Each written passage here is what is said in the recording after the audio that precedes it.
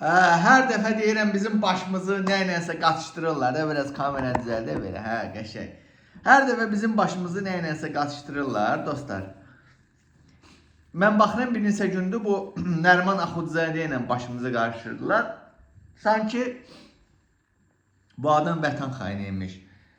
Ölkədə başa düşürsünüz, mən buna görə artıq ircənmişəm, başa düşürsünüz. Bu xalqdan da, bu siyasətdən də, İlham Əliyev rejimindən də, hər şeydən ircənmişəm.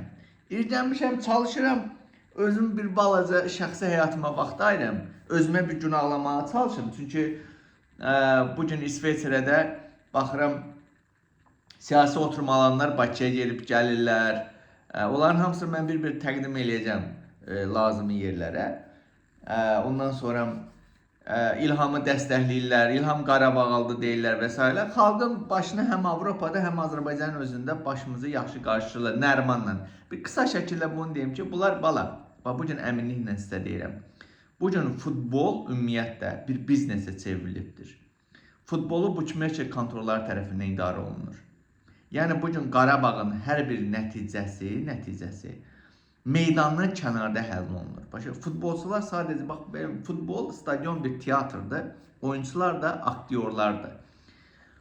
Onları idarə edəndə, məsələn, bookmaker kontrolları Bet 365, Bivin və s.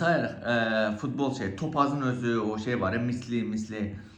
Dünyada ümumiyyətlə futbol mafiyası var, belə deyim. Futbolçulara deyir ki, məsələn, hesab belə qutarmalıdır və belə də qutarmalıdır və salam. Orada Nərimanı sonradan daxil olurlar ki, bunlar hamısı bu teatrı, bu şounu gözəlləşdirmək üçün, inandırıcı eləmək üçündür. Başa düşürsünüz mən nə demək istəyirəm?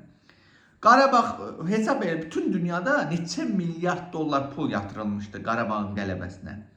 Və təbii ki, bütün dünyada pullar yatırılır və bookmaker kontrolları onlara neynəməlidir? Əksini eləyib pulları özünə götürməlidir. Əgər həqiqətən də o insanlar neçə milyar pul yatırıb elə gəlsəydi, bu insanlar qazanacaqdı. Bookmaker kontrolları uduzacaqdı, başa düşürsünüzmü? Başı çıxanlar bilir mən nə demək istəyirəm. Və belə deyim də, onlar hamısı bir oyun idi. Nəysə, bu barədə ətraflı bir video çəkəcəm ümumiyyətlə. O Qarabağın bu vəziyyətə gəlməyə hamısı dünyada o biznes, o qumarın şeyləri də hamısı nəticəsi ki, bugün Qarabağ bu səviyyəyə gəlib çıxıbdır.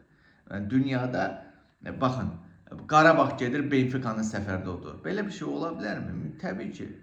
Neçə 10-12 kapsent verirdi Qarabağın qələbəsinə. Nəysə.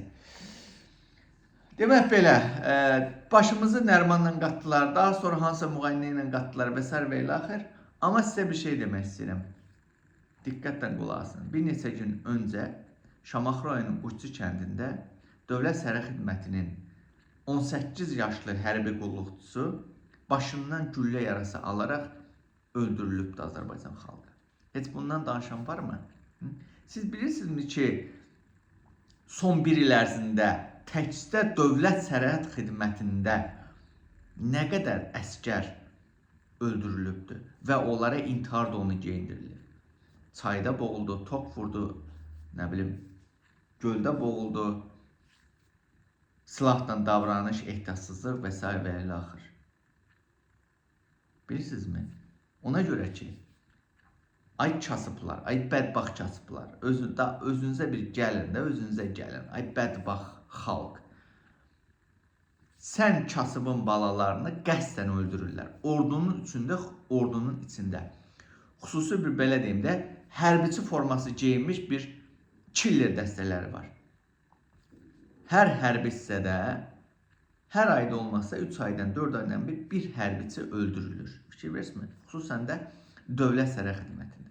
Və o hərbiçilər, öldürülən hərbiçilərin orqanları çıxarılır və hara göndərilir? İlham Əliyevin hərbi biznesi, orqan alveri, İsrailə satılır Azərbaycan xalqı.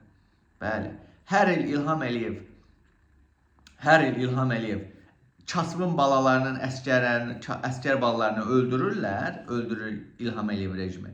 Orqanlarını, iliyini belə çıxarıb İsrailə göndərir və milyardlarla pul qazanır. Heç bir dənə baxmısınızmı? Hansısa bir nəinki nazirin, məmurun balasının orqanı çalınsın, öldürülsün. Heç əskərə gedirmi ki? Getmir. Ancaq kasıb görürsünüz. Şamaxı rayonunun Quşçu kəndində 18 yaşlı hansısa bir balamız Ağakərim adlı. Ağakərim, adı Ağakərimdir. 18 iyul ayında getmişdi. Neçə idi? Ağakərim adlı bir balamız 18 yaşlı. Öldürüldü, orqanları çıxarılıb satıldı. Siz nə qədər ki belə susacaqsınız, bax balalarınızı bu hakimiyyət təpəsindən güllə vurub öldürəcək, orqanlarını çıxarıb aparıb İsrailə İlham Əliyev satıb cibini dolduracaq. Və siz də qapınızda qara dəsmal bağlamağa davam edəsiniz. Yatın, yatmağa davam edin. Yatan öküzün başına duran İlham Əliyev öküz bu xalqın başına işləyəcək, işləməkdədir, işləyəcəkdir.